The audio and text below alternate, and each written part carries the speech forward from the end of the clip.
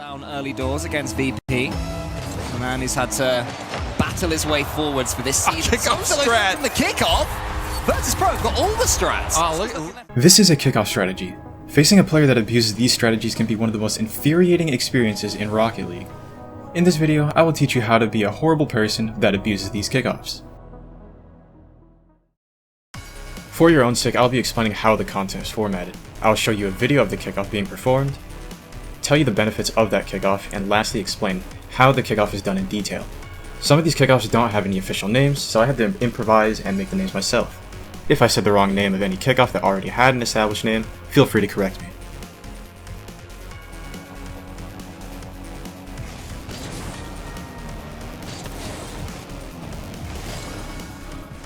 In modern Rocket League, this is the standard kickoff for every high-ranked player.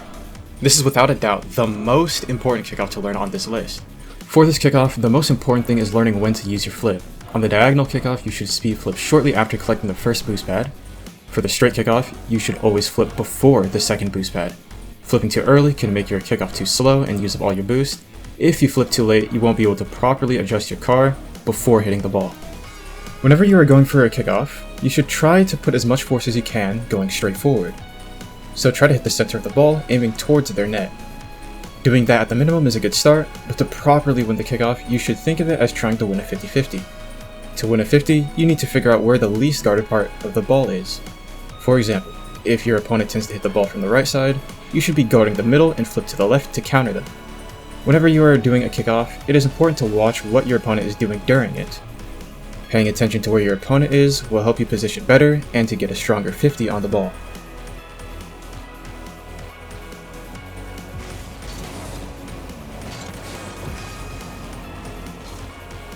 Wavedash kickoffs are one of the most common kickoffs you will see in high-ranked 1v1.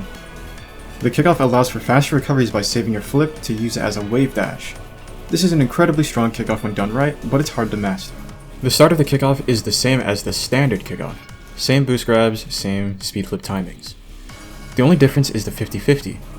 Make sure you jump directly into the center of the ball towards the opponent's net to get as strong of a 50 as you can without flipping. One of the main things to look out for when doing this kickoff is that jumping too early will make you lose your flip due to the dodge timer. Make sure that the time between you jumping for the ball and landing it on the floor is within 1.5 seconds.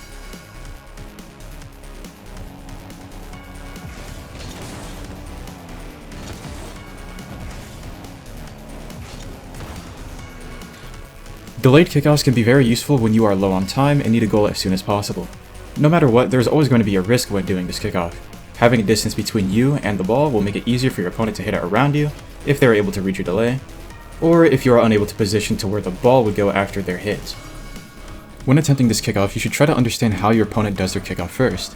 If you notice any patterns, it will make it easier for you to do the kickoff successfully because you will need to predict where your opponent is going to hit the ball based off of the previous kickoffs they did during the match. Make sure you create enough distance so that they will flip too far away to get a good touch on the ball when you do the delay. This kickoff is mainly used sparingly. If you use it too often, you might concede goals because of that.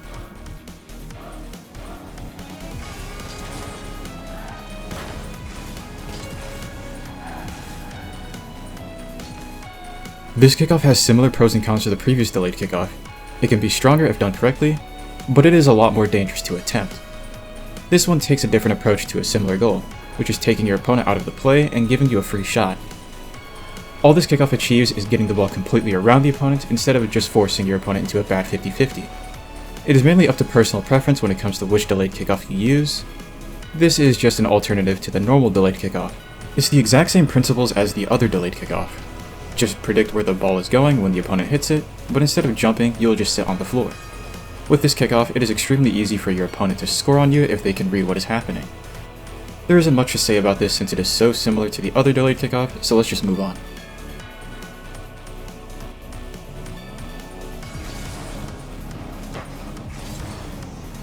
Fake kickoffs are another common strategy that people use during 1v1 matches. This kickoff doesn't prioritize getting a goal as fast as possible as its main function compared to the other ones on this list. This one is used for getting possession over the ball as early as you possibly can. Whenever you are faking a kickoff, you will always need to look like you are going for the kickoff normally. To do this, you will need to flip forward then turn around while trying your best to hide behind the ball. This makes it look like you are going for a normal kickoff due to the limited vision that your opponents will have on you. Always be careful of your opponent shooting the ball straight into your net. Whenever you are doing this kickoff, try to make sure that you are still able to protect the net if needed, before going to the back boost.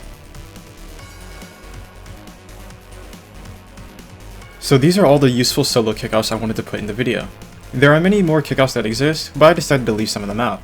The main reason is because I don't see them offering any benefits that are better than the kickoffs said here.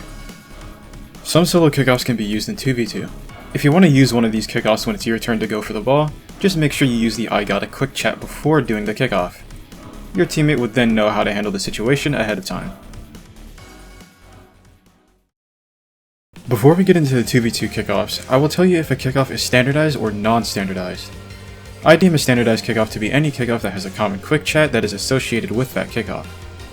Any non-standardized kickoff will not have a quick chat tied to it and will need to be told to your teammate ahead of time or in comms during the game. I will be saying if any kickoff is standardized or non-standardized from now on.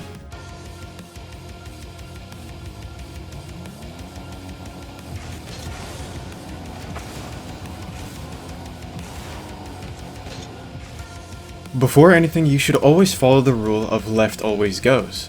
This means that anyone who is on the left side of the kickoff will always have priority unless the left side player is further away from the ball.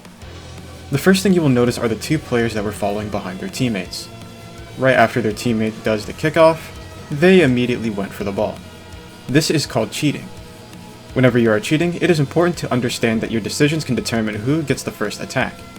It is best to treat this as a challenge instead of just a 50-50. There will be times where you should go back to defend instead of trying to get a hit on the ball. No matter what happens, you should always prevent the opponent from getting an easy goal on you. Challenging the ball is what you should do most of the time, but there will be situations where you'll make things worse if you go. Just make sure you always pay attention to the opponents. This is the expected and default kickoff for 2v2 matches.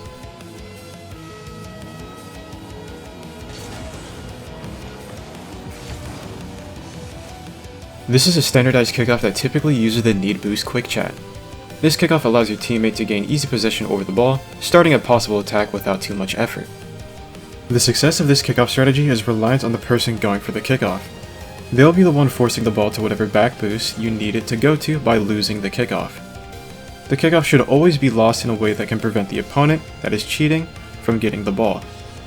Although this kickoff is very reliant on the person forcing the ball to the back boost, you will also need to do a few things as the person receiving the ball. For the player that's sitting back, you should try to make it seem like you are doing a normal cheat. Doing this will give the opponents a harder time predicting and countering the kickoff. Whenever you are doing any kind of fake kickoff, you should always make it seem like the standard kickoff is happening to the best of your ability.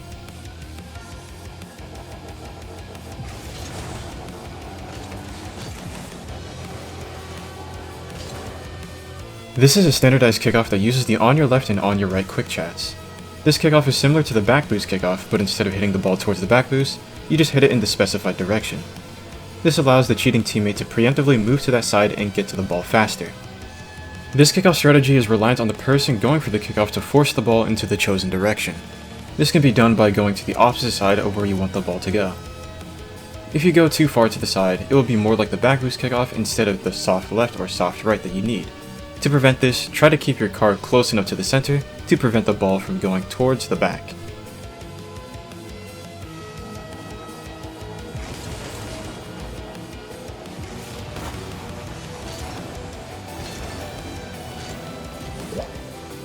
This is a standardized kickoff that uses I got it and take the shot depending on who is shooting the ball. Bumping can also be used and will work just fine. If the person going for the demo wants the Spanish, they will use take the shot. If the person that is shooting wants the Spanish, they will use I got it. This kickoff relies on both players doing their jobs properly. Let's start with the person going for the demo. When you are trying to demo the opponent that's cheating, you need to look like you are going for the kickoff normally. Right before you hit the ball, you should immediately go around and target the cheater. Try to avoid any accidental contact with the ball, because this could cause your teammate that's back to possibly need to save an unexpected pinch. Now, for the person in the back, similar to all the fake kickoffs in this video, try to look like you are cheating from the opponent's perspective. If both players fake the kickoff properly, you should be able to shoot the ball from the back of the field. There will be times when the opponent is still close to the ball even after the kickoff. In those situations, try your best to hit the ball around them while keeping the shot on target. Most people don't know this, but you are actually able to do this Spanish kickoff from the double diagonal kickoff position. Almost nobody knows this fact, so it's extremely difficult for the average player to predict it happening on their first try.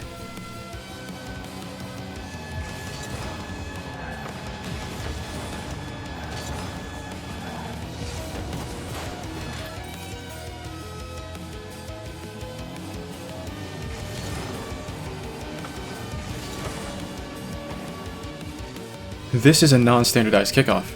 This kickoff accomplishes nearly the same thing as the back boost kickoff, except for the fact that both players are at full boost and in a stronger position.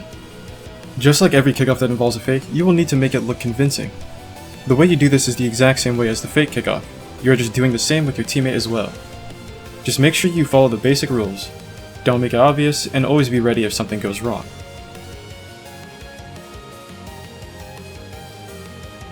I believe that all the kickoffs in the 2v2 section are worth learning. All of them have many benefits that can be useful when applied.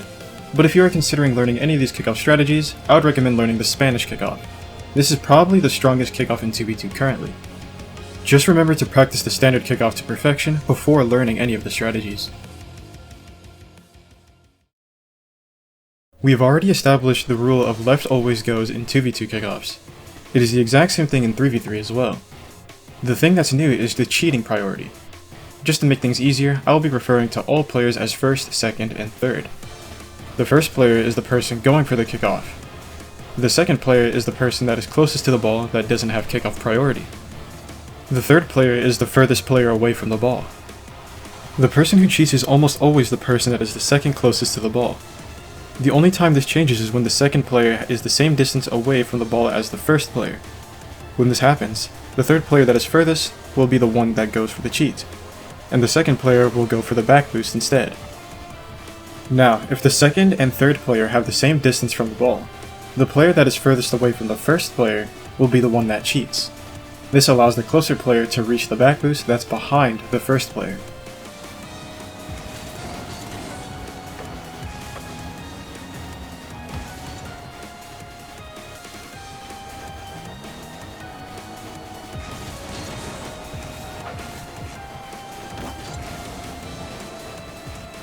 This is a standardized kickoff that typically uses the need boost quick chat. This is probably the most used kickoff strategy in 3v3 currently. This kickoff has the same benefits as the normal back boost kickoff, except it is even easier to pull off. In 3v3 you will always have a person that goes to the back boost during a normal kickoff. It is nearly impossible to tell if they are attempting to do this kickoff because they seemingly aren't doing anything out of the ordinary. No need to explain exactly how to do this kickoff since it is the exact same method as the 2v2 version.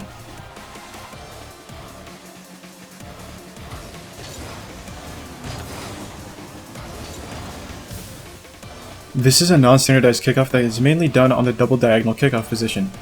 This kickoff can catch the opponents off guard and allow you to instantly get a goal. When you are attempting this kickoff, both players on the double diagonal will need to approach the ball fast. Either player can force the ball to the side where the other teammate is. In this example, the ball is forced right. I believe that it is easier to have the right side player force the ball left, but it can be done like this as well. The right side person will be positioned right behind the midfield line. Then they will try to shoot the ball into the net from that side. The faster this kickoff happens, the harder it will be for them to get back and save it in time.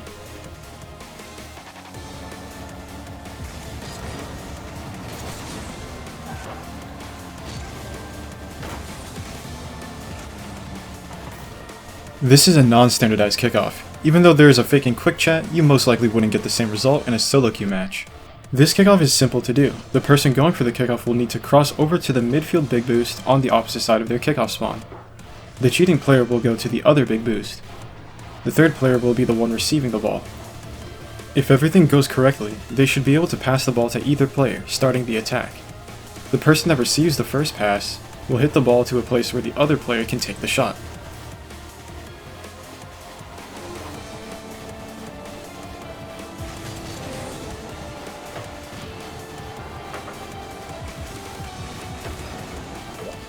This is a non-standardized kickoff that has been brought from 2v2 into 3v3. This kickoff has similar benefits to the 2v2 version, the only difference is that you'll be forcing the final defender to make a very hard save. The person going for the demo would do the exact same thing in the 3v3 version compared to the 2v2 version, so there's no need to explain that. The person who is cheating won't be shooting the ball. Instead they will go to the mid boost and wait for a pass from the third player. If done correctly, there will only be one player left to beat in order to get a goal.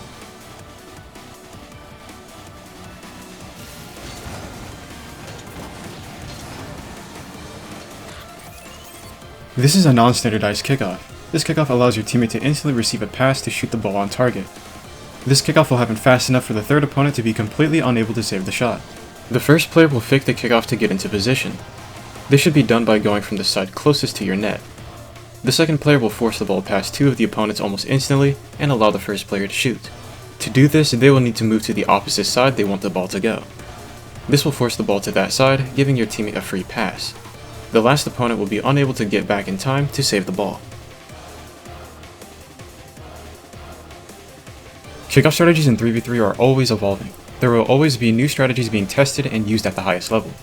Try to communicate with your teammates if there are any kickoffs you want to try, or kickoffs that you think might work. Learning new kickoffs with your team can be the difference between winning and losing your threes matches. So, you made it to the end of this video. I hope that this tutorial was able to help at least one person that watched, because it took me a long time to make.